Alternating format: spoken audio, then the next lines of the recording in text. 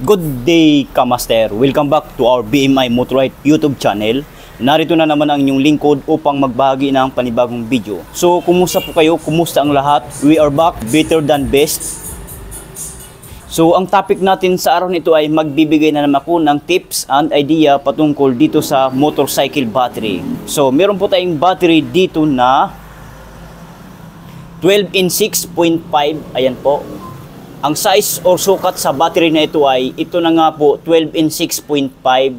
Ang brand sa battery na ito ay ito po, Champion MCB.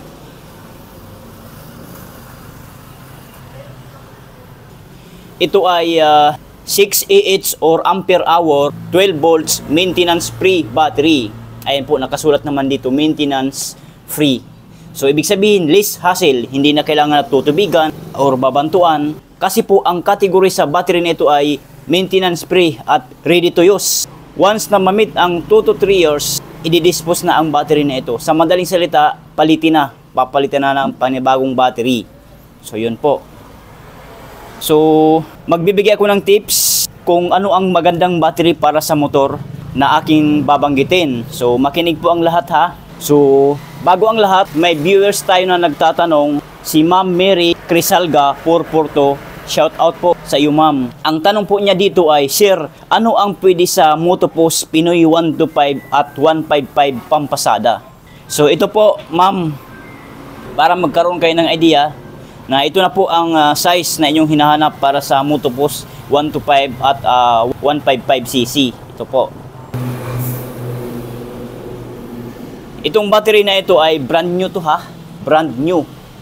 So, itong battery na ito ay marami ang pwedeng paggagamitan. Para sa mga motor na babanggitin ko, pwede po itong battery na ito sa Rossi 125 at 150cc.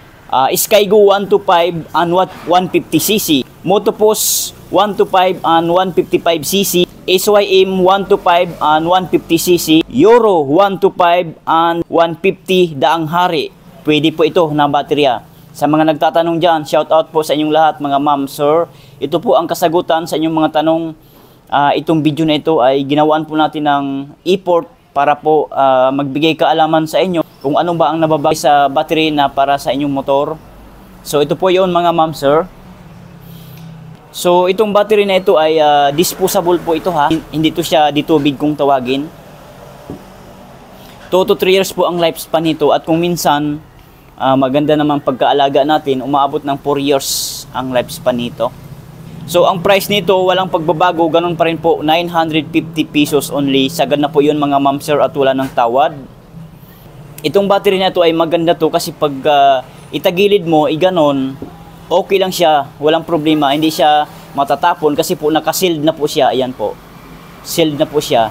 Unlike doon sa isa, yung 12 in 6.5 3B na low maintenance, ditubig kung tawagin, may takip po yun eh. Pag once na matagilid mo yun, maganon mo, magayaan, matatapon ang battery solution noon ang tubig.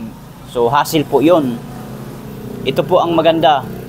Pero nasa sa inyo pa rin kung saan ang gusto nyong bibilhin. Kayo naman po ang bibili. Pero itong battery na ito ay recommended ko na ito ang gamitin nyo kasi po less hassle. Para sa mga taong walang time magbanto or maglagay kung wala na sa tamang level ang tubig, ito po ang best baterya na bibilhin nyo.